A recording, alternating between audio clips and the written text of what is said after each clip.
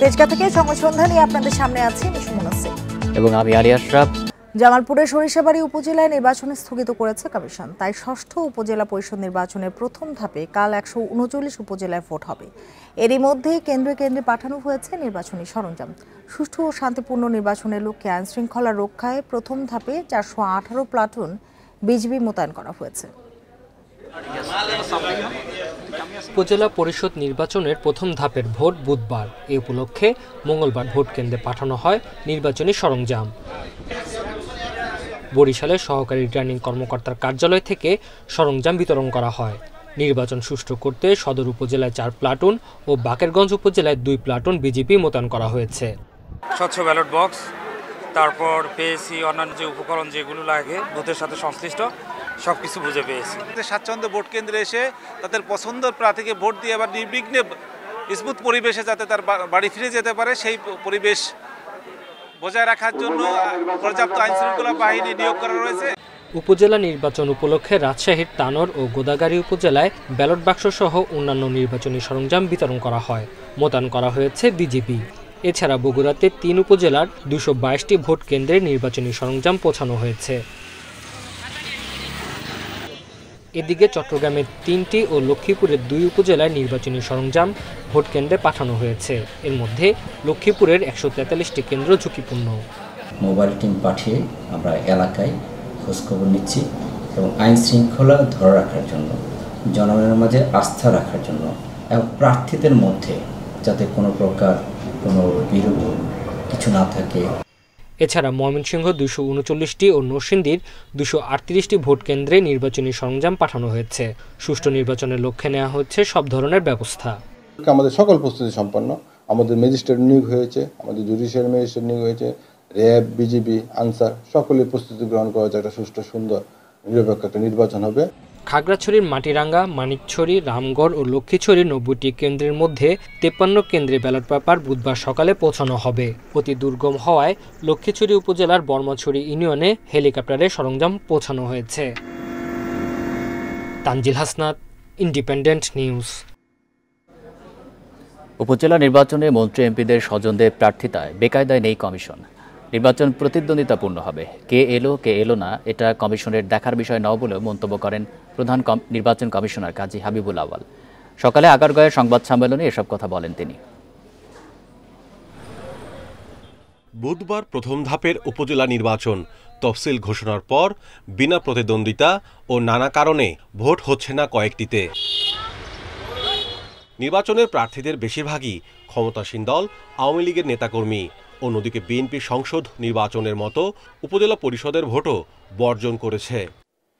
আপনারা জানেন, ভোটের আগের দিন প্রধান নির্বাচন কমিশনার কাজী হাবিবুল আওয়াল গণমাধ্যমের সামনে সার্বিক প্রস্তুতি তুলে ধরেন।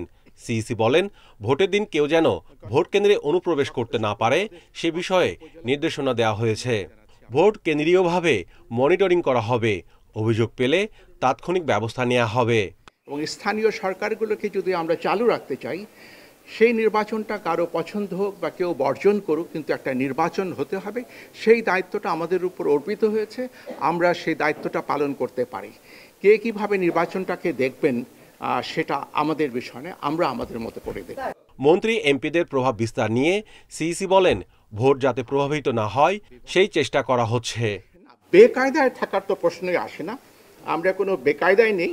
মাননীয় সংসদ সদস্য, মাননীয় মন্ত্রী অনেককে আমরা নিবৃত্ত করতে পেরেছি, আবার অনেকে হয়তো বা এলাকাতে আছেন এবং সরকারের তরফ থেকেও আমরা যদুর দেখেছি, সেটা দলীয়ভাবে হোক বা সরকারের তরফ থেকে হোক, যাতে নির্বাচনটা অবাধ ও নিরপেক্ষ হয় এবং কেউ যেন প্রভাব বিস্তার না করেন।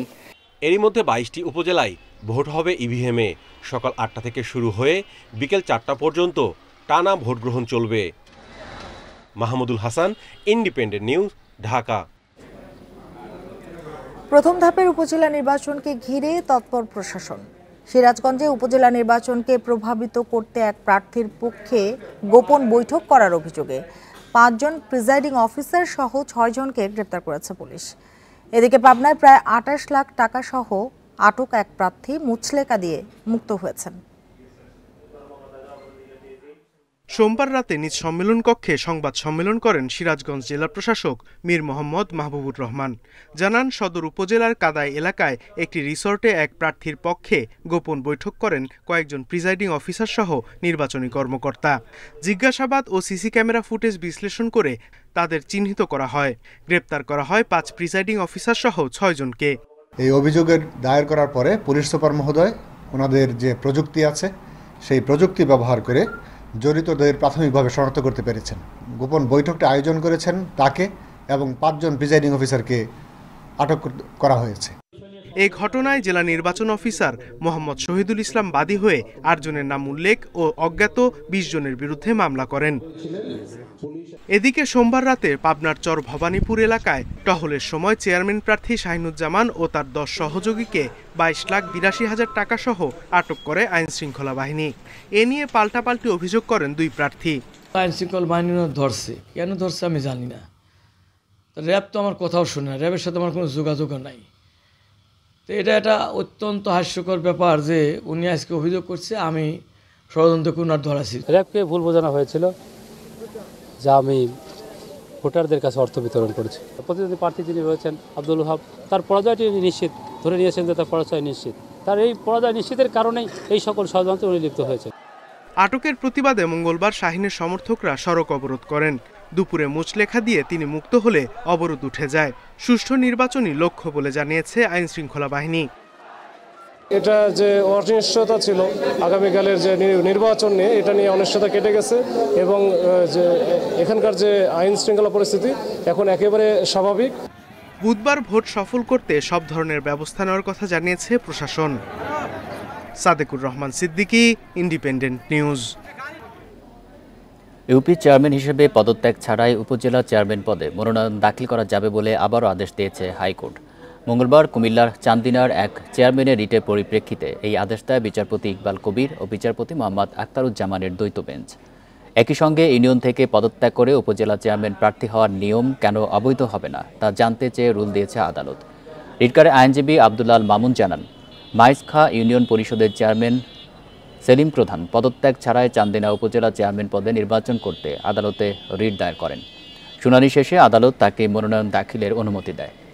সম্প্রতি হাইকোর্টের অন্য একটি বেঞ্চ একই আদেশ দিলেও চেম্বার আদালত তা স্থগিত করে। কমিশনের বর্তমান আইন অনুযায়ী পদত্যাগ করেই উপজেলা ভোটে অংশ নেওয়ার নির্দেশ দেয় 2 ইউপি চেয়ারম্যানকে।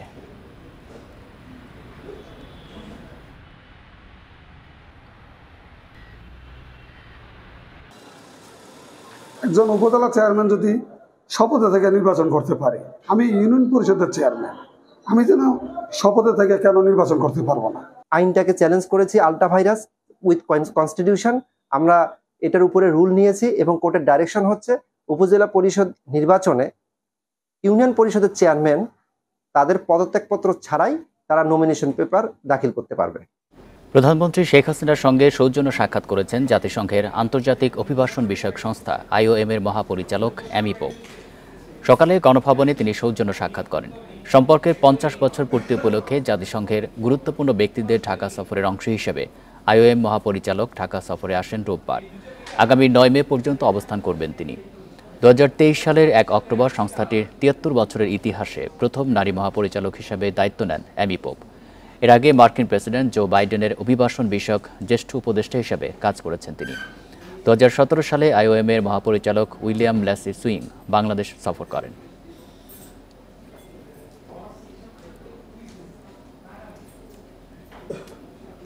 অবৈধভাবে ইউরোপে যেতে ভূমধ্যসাগর পাড়ি দিতে গিয়ে মারা যাওয়া অভিবাসন প্রত্যাশীদের 12%ই বাংলাদেশি।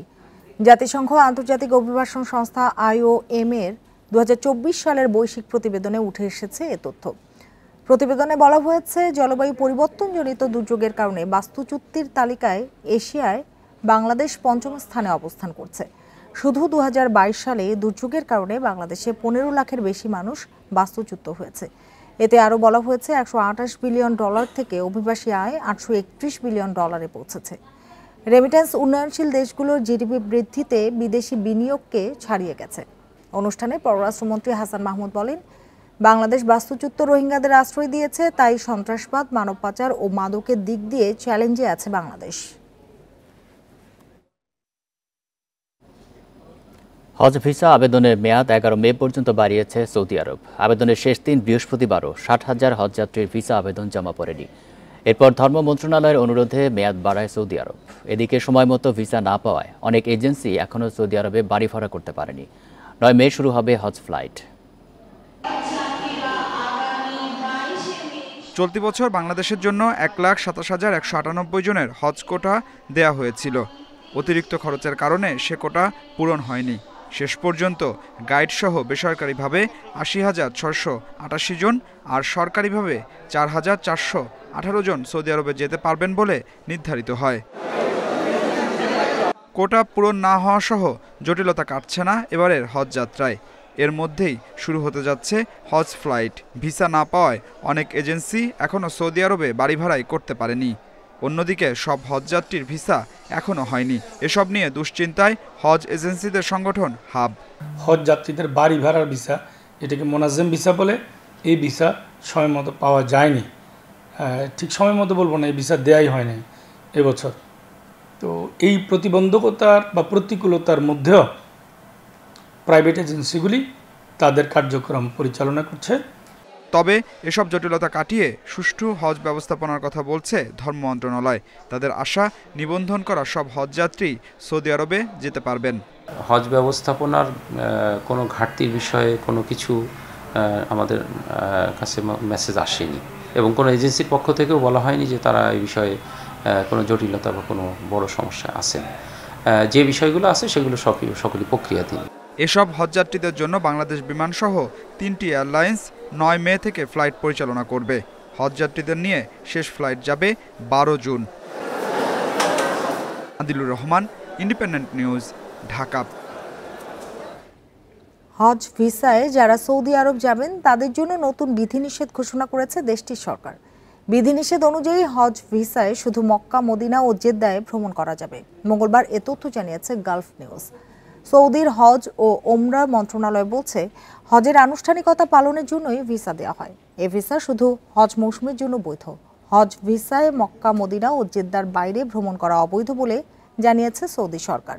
একই সাথে হজ ভিসায় গিয়ে যে কোনো ধরনের পেশাগত কাজে যুক্ত হওয়াকেও অবৈধ ঘোষণা করা হয়েছে।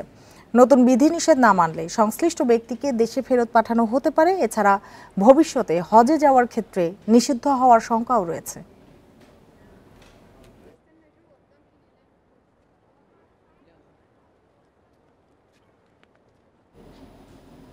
উপাচার্য ও শিক্ষকদের দ্বন্দ্বে 1 সপ্তাহ ধরে বন্ধ কুমিল্লা বিশ্ববিদ্যালয়। এতে স্থগিত হয়েছে সেমিস্টার ফাইনালের 12টি পরীক্ষা।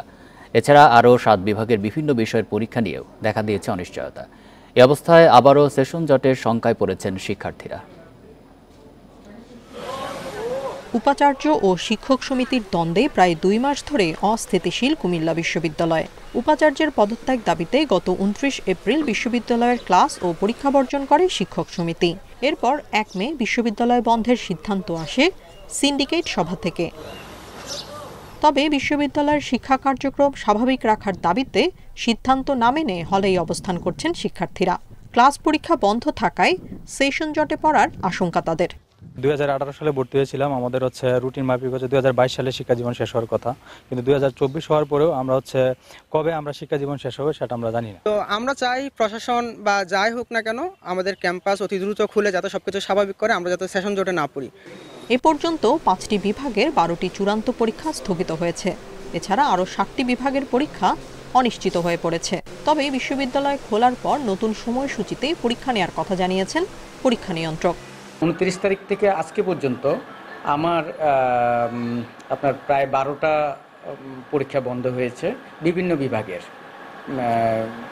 অন্যান্য বিভাগের, এবং আমার কাছে পেন্ডিং যে রুটিনগুলো আছে, যে রুটিনগুলো আমি পাবলিশ করতাম এই সপ্তাহের ভিতরে, এরকম 7টা বিভাগের রুটিন আমার কাছে পেন্ডিং আছে। বিশ্ববিদ্যালয়ের অচলাবস্থা নিরসনে আচার্যের প্রতি উদ্যোগ নেয়ার আহ্বান জানিয়েছেন সাধারণ শিক্ষার্থীরা। Independent news. অন্ধত্বের ঝুঁকিতে দেশের 19,46,000 মানুষ, তাদের 80 ভাগেরই কোনো লক্ষণ নেই। গ্লুকোমা সোসাইটির গবেষণায় এ তথ্য উঠে এসেছে। দুপুরে বঙ্গবন্ধু আন্তর্জাতিক সম্মেলন কেন্দ্রে এ তথ্য প্রকাশ করা হয়।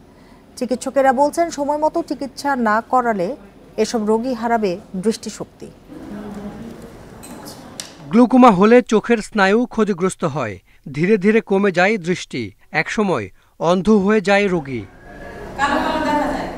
দেশে গ্লুকোমার প্রকোপ জানতে ৩৫ বছরের বেশি বয়সী ১২,০০০ মানুষের উপর জরিপ করেছে বাংলাদেশ গ্লুকোমা সোসাইটি। সোমবার বঙ্গবন্ধু আন্তর্জাতিক সম্মেলন কেন্দ্রে তুলে ধরা হয় ফলাফল। এতে দেখা যায় ১৯,৪৬,০০০ মানুষ গ্লুকোমা রোগে আক্রান্ত, আর মৃদু লক্ষণ বা কারণ আছে ৫৯ লাখ মানুষের। গ্লুকোমা রোগী তারা যদি চিকিৎসা ঠিক মতো না নেয়, তারা যদি ওষুধ না দেয় এবং প্রয়োজন মতো অপারেশন না করায়, তারা অন্ধত্বে বরণ করবেই। ছানি পড়লে, ছানি চিকিৎসা করলে, অপারেশন করলে, লেন্স লাগালে আবার দেখতে পাবে।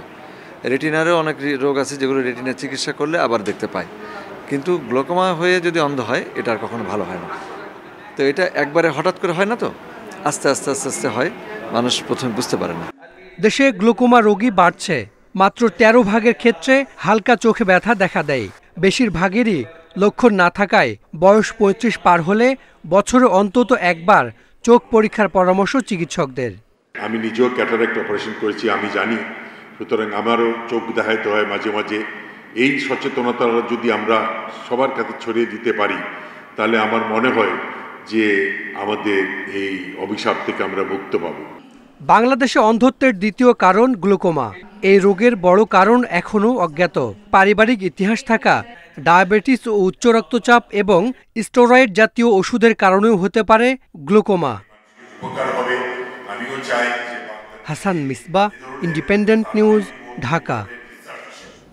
সক্ষমতা থাকা সত্ত্বেও চাহিদা মতো বিদ্যুৎ উৎপাদন সম্ভব হচ্ছে না। জ্বালানি সংকটে লোডশেডিং করতে হচ্ছে বলে জানান বিদ্যুৎ প্রতিমন্ত্রী। মঙ্গলবার সংসদ অধিবেশনে প্রশ্নোত্তর পর্বে তিনি এসব কথা বলেন। স্বতন্ত্র সংসদ সদস্য আব্দুল্লাহ নাহিদ নিগারের প্রশ্নের জবাবে প্রতিমন্ত্রী জানান, ক্যাপটিভ সহ ৩০,২৭৭ মেগাওয়াট বিদ্যুৎ উৎপাদনের সক্ষমতা রয়েছে, কিন্তু এখন পর্যন্ত এবছর সর্বোচ্চ ১৬,৪৭৭ মেগাওয়াট বিদ্যুৎ উৎপাদন হয়েছে।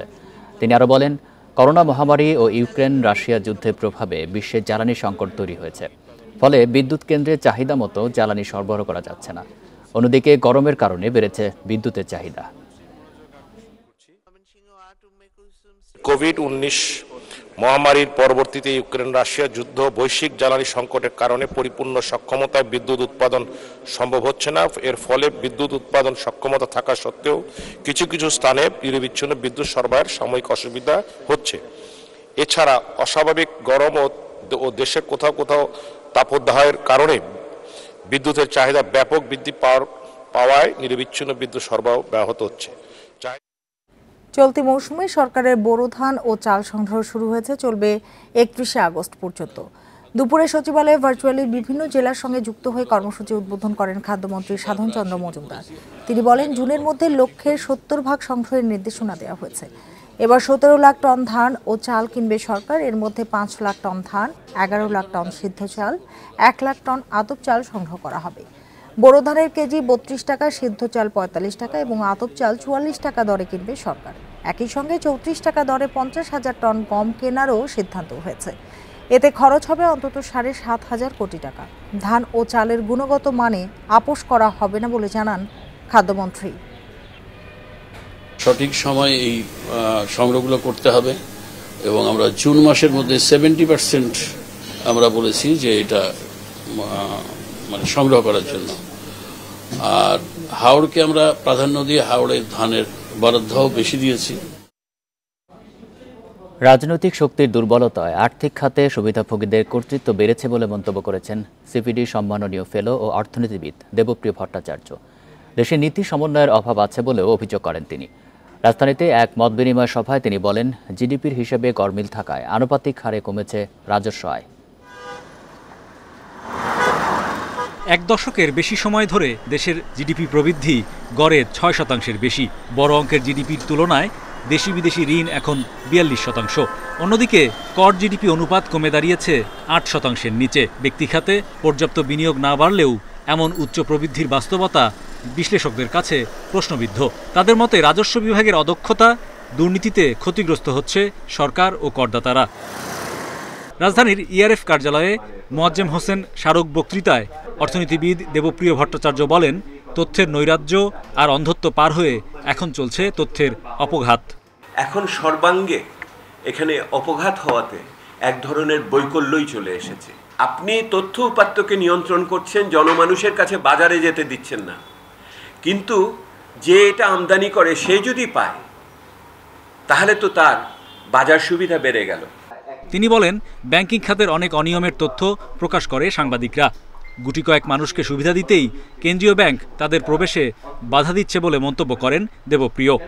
সুদের হার এবং একই রকমভাবে ব্যাংক একীভূতকরণ করার কথা, বিনিময় হারের এই যে সমস্যাগুলি হয়েছে, এটার একটা বড় কারণ হলো যে একদিকে বড় কারণ হলো নীতি সমন্বয়ের অভাব, আরেক দিকের বড় কারণ হলো এগুলিকে মোকাবেলা করার জন্য যে রাজনৈতিক শক্তি দরকার, সেই রাজনৈতিক শক্তির চেয়ে সুবিধাভোগীদের সামাজিক রাজনৈতিক শক্তি অনেক বেশি। বৈদেশিক মুদ্রার সংকটে ঋণ পরিশোধের চ্যালেঞ্জে পড়েছে দেশ। 2026 সালে রূপপুর প্রকল্পের কিস্তি শুরু হলে আরও চাপ বৃদ্ধির শঙ্কা এই অর্থনীতিবিদের। যদি আমার দায় দেনা পরিস্থিতিকে সমন্বয় করতে হয় আগামী দিনে, তাহলে এইটার জন্য একটি পরিকল্পনা নেওয়া দরকার। Hari Saha, independent news, Dhaka. এই ছিল এখনকার সংবাদে। ধন্যবাদ সবাইকে।